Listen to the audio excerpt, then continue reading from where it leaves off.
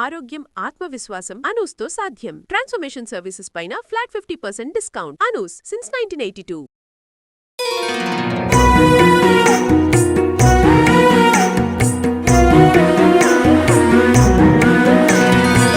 జై శ్రీకృష్ణ. ఆండాల్ తిరువడిగలే శరణం. 20వ పాసురంలోకి ప్రవేశించాం. ఈ 20వ పాసురంలో ముక్కోటి దేవతల్ని కూడా స్మరిస్తూ దెబ్బలాడేస్తున్నారు గోపికలందరూ కూడా. పాసురాన్ని చూద్దాం ముందుగా.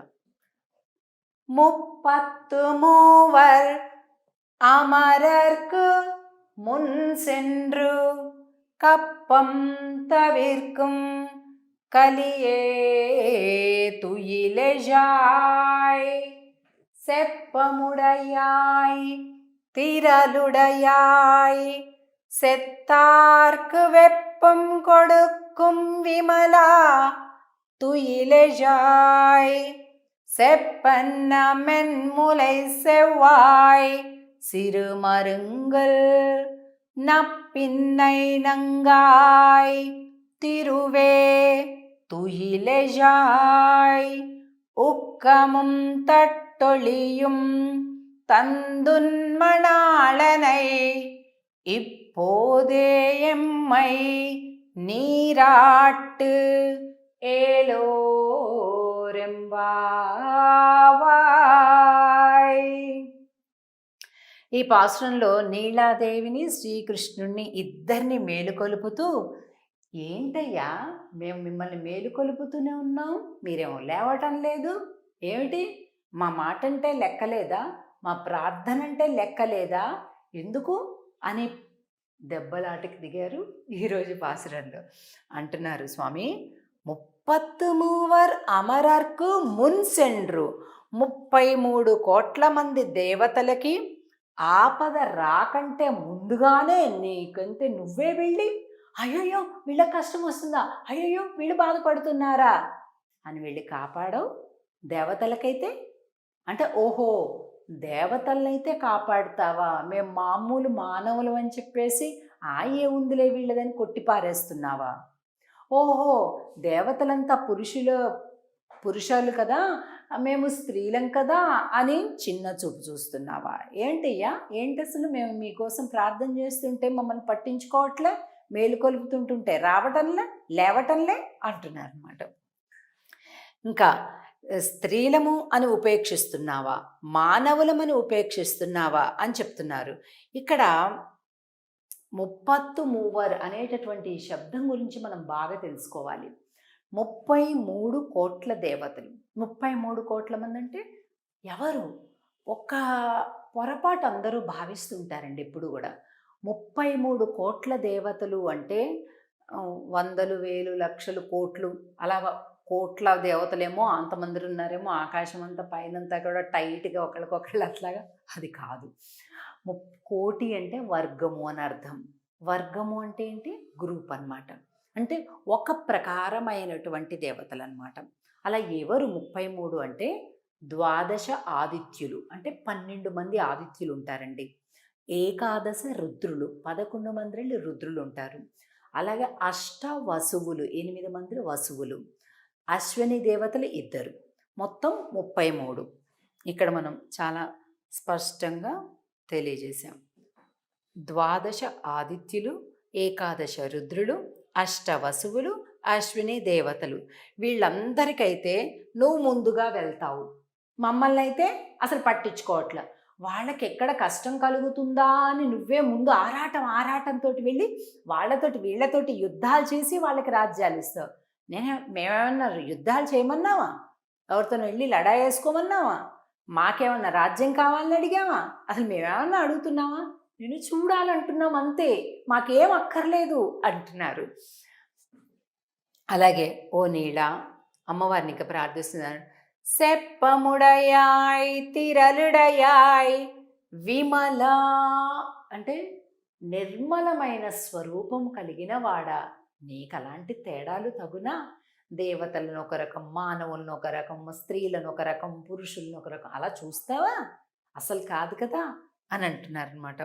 అలాగే ఎర్రని పెదవులు కలిగినటువంటి దానన్న పిన్నై నంగాయ్ తిరువే తుయిలెజాయ్ ఉక్కముం తట్టళియం తందున్మణాలనై. అంటే చక్కటి ఎర్రని పెదవులతోటి బంగారు కలశాలను పోలినటువంటి స్తన సౌందర్యము కలిగినటువంటి దానా అని.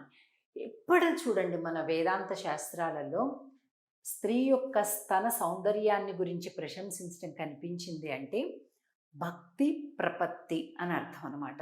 అలాగే కర్మ జ్ఞానము అనమాట, అంటే మంచి జ్ఞాన సంపన్నురాలు అనే అర్థం. అలాగే నేత్రాలను గురించి మంచి విశాలమైనటువంటి నేత్రాలు అని వర్ణించారు అని అంటే అక్కడ కూడా అదే అనమాట. విశాలమైనటువంటి నేత్రాలు అంటే భక్తి సిద్ధాంజనేన అని అంటారు. అంటే భక్తి అనేటటువంటి కాటుకతోటి జ్ఞానము కలిగినటువంటి నేత్రాలు, అంటే ఆ మనిషి అలాంటి వాళ్ళు అని చెప్పటానికి అలాంటి వర్ణనలు ఉంటాయి. అలాగే సన్నని నడుమును గురించి చెప్పారు అంటే వైరాగ్య సంపదను గురించి చెప్తారనమాట. వైరాగ్య భావంతో ఉండడం అలాగనమాట. సరే, కాబట్టి ఇక్కడ వీళ్ళు ఇంకా ఏమడుగుతున్నారు, మాకేం కావాలి? లక్ష్మి తిరువే తుయిలేజాయ్, సాక్షాత్తు లక్ష్మీ స్వరూపము అయినటువంటి నువ్వే లక్ష్మి తల్లివి కదా అని అంటూ ఏం కావాలి? ఉక్కముం తట్టళియం తందున్మణాళనై ఇప్పోదే అమ్మై నీరాట్.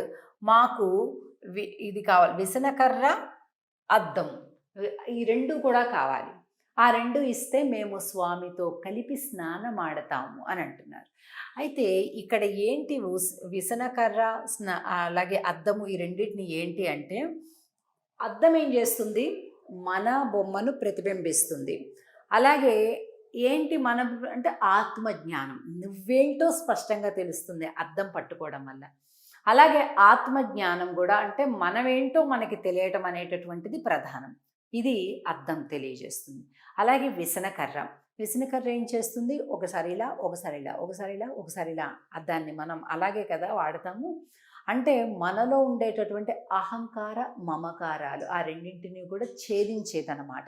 అంటే దూరం చేస్తుంది. ఏ మనిషి అయినా సరే పతనం అవ్వడానికి అహంకారము మమకారమే ప్రధానమైనటువంటివి కనుక వాటిని నశింపజేస్తుంది.